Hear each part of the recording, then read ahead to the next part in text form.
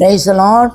ஆண்டவரும் அருமை இரட்சகருமாகிய இயேசு கிறிஸ்துவின் இனிய நாமத்தினாலே உங்களை யாவரையும் நாங்கள் வாழ்த்தி ஆசீர்வதிக்கிறோம். கர்த்தர் தாமே உங்களை ஆசீர்வதிப்பாராக.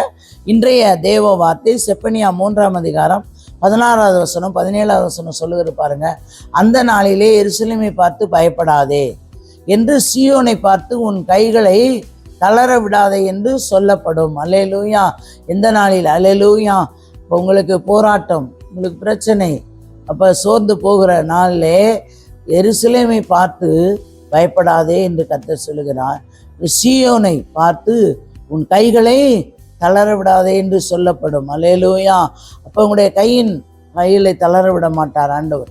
கையின் பிரயாசத்தை கர்த்தர் ஆசீர்வதிக்கிற தேவனாக இருக்கிறார். ஆனால் நீங்கள் என்ன பண்ணணும்னா, எந்த சூழ்நிலையிலும் பயப்படக்கூடாது. அல்லேலூயா.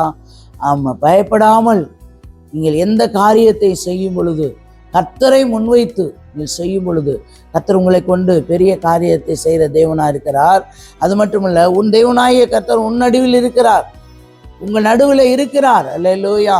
அவர் வல்லமையுள்ளவர், அவர் இரட்சிப்பார், அவர் உன் பேரில் சந்தோஷமாய் மகிழ்ந்து தம்முடைய அன்பின் மித்தம் அமர்ந்திருப்பார், அவர் உன் பேரில் கம்பீரமாய் களி கூறுவார். அல்லேலூயா.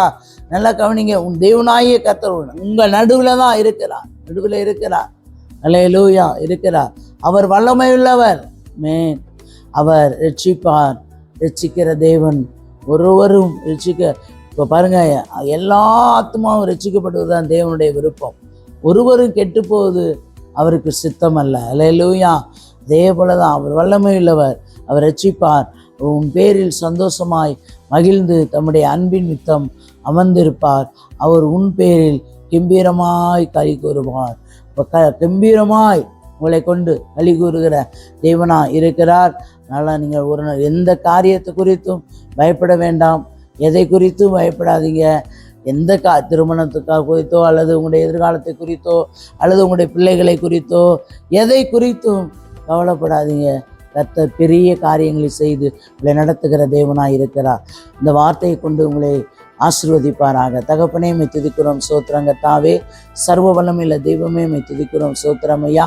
ஏற்றும் இன்று மாறாத நல்ல தகப்பனே, உடைய பரிசுத்தம் உள்ள கருத்தில் ஒரு விஷயங்களை தாழ்த்தி உங்களுடைய பொறுப்பாற்று தேவன் பொறுப்பிடுங்க. ஆசீர்வாதம் இயேசுவின் நாமத்தில் நிச்சயவனுள்ள நல்ல பிதா. ஆமேன், ஆமேன்.